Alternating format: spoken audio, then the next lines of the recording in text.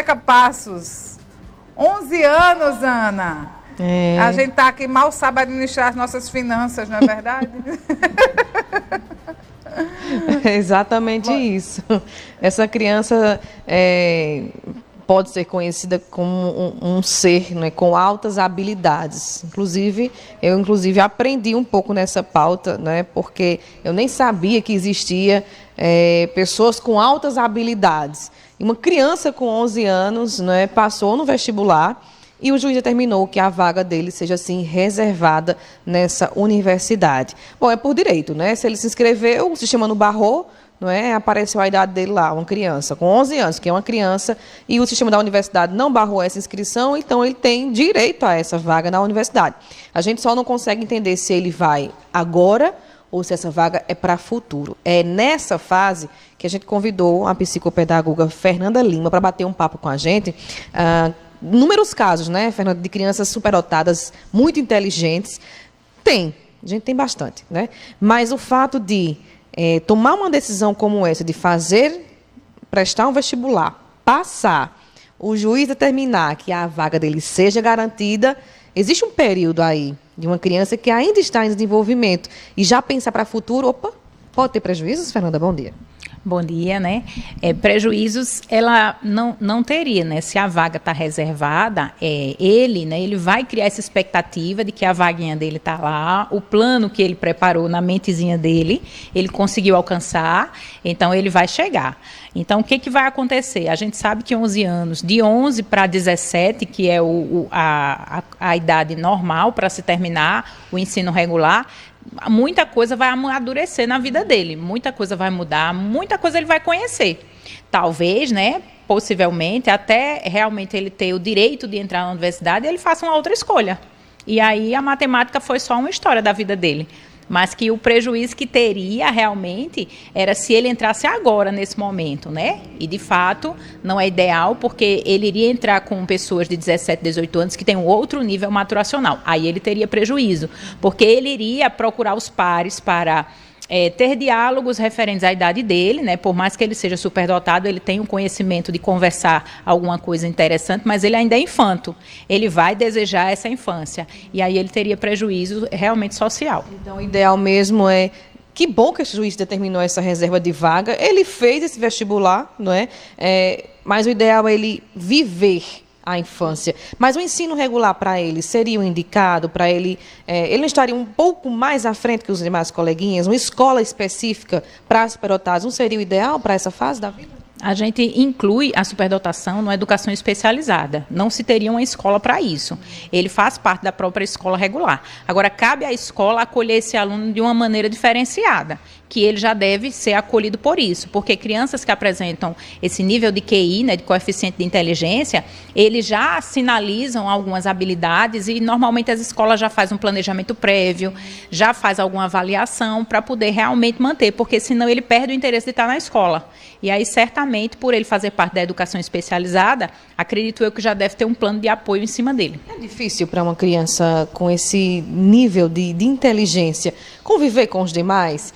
Não menosprezando, não colocando para baixo de forma alguma, mas é difícil para ele entender que às vezes um coleguinha não consegue acompanhar ele, ou ele realmente não consegue acompanhar o coleguinha por ter um nível a mais. Até para esse desenvolvimento do psicológico dessa criança, afeta um pouquinho ou dá para trabalhar? Afeta bastante. Eles têm realmente uma necessidade de um acompanhamento especializado para que eles possam entender o mundo ao redor. E de que nem todos que estão naquela salinha vão ter as habilidades que ele tem. E aí ele vai precisar dar um freio até nas respostas, porque para ele é muito notório e comum responder algo, e para outros ainda está em construção. E às vezes eles se tornam assim, um pouco abrupto nas respostas, e eles começam a se perguntar, né, por que o meu colega não pensa igual a mim? Aí realmente tem que ter um acompanhamento para que ele entenda que há algo diferente nele, mas que no nível social ele pode brincar com os amiguinhos, mas no nível cognitivo ele vai ter um passo a mais. A gente está falando aqui sobre matérias exatas, né? Aí a Renata colocou, a gente não consegue nem realmente equilibrar as contas. Essa criança com 11 anos domina a matemática e foi para esse tipo de universidade que ele passou no vestibular. É mais fácil para essa criança entender as matérias exatas do que a gente, por exemplo, que vive na comunicação? Exatamente, sim, com certeza, porque ele tem uma habilidade para essa exatidão. A matemática, normalmente, ela é aprendida pelas crianças muito mais rápido do que a língua portuguesa, por conta da sua exatidão. 2 mais 2 é 4, não é 4,5, não é 4,25. As frações vão ser mais adiante, mas aí a criança já está mais madura. Mas desde pequenininho, aqueles contextos matemáticos são muito exatos, então eles são muito mais absorvidos. Para aquelas crianças que são imperativas, que não conseguem parar para ouvir a professora, tem muito pai que diz assim, ele é muito bom na matemática, porque é uma exatidão, assim, é um tiro certeiro e ele tem mais facilidade em pegar, em aprender. Se fugir um pouquinho daquilo ali... Aí realmente ele vai ter que parar para pensar. Aí é esse parar que às vezes uma criança que tem a facilidade de aprender muito rápido, eles não têm esse congelamento. Mas não estou dizendo que seria ele. Realmente ele deve ter as habilidades de profundidade matemática, porque o vestibular que ele passou é muito alto. Mas é muito mais rápido as disciplinas exatas serem adquiridas do que as outras que são de espaço humanitário. Para a gente encerrar, Fernanda, esse bate-papo, muitos pais nos acompanham no Manhã Cidade e ficam atenados ao comportamento, né, atentos ao comportamento dos próprios filhos. Então, independente de ser superdotado ou não, é uma criança, não é?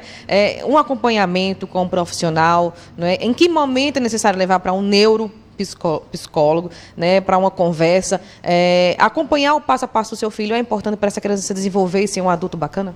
Sim, a partir do momento que você observa que o conteúdo pedagógico já não tem mais, assim, não chama mais a atenção da criança, ela responde já muito rápido, sem muita vontade, a partir daí a gente precisa começar a investigar se ela está cansada do ambiente pedagógico ou se realmente ela está aprendendo muito rápido e ela está perdendo o gosto por estar naquela salinha, eu já sei isso, eu já me lembro disso, eu já vi isso, aí a gente tem que começar a procurar uma ajuda. Aí é importante que os pais procurem uma avaliação psicopedagógica, uma avaliação psicológica, mas procura alguém para dar esse norte, porque ele precisa desejar aprender, e sempre. Muito bem.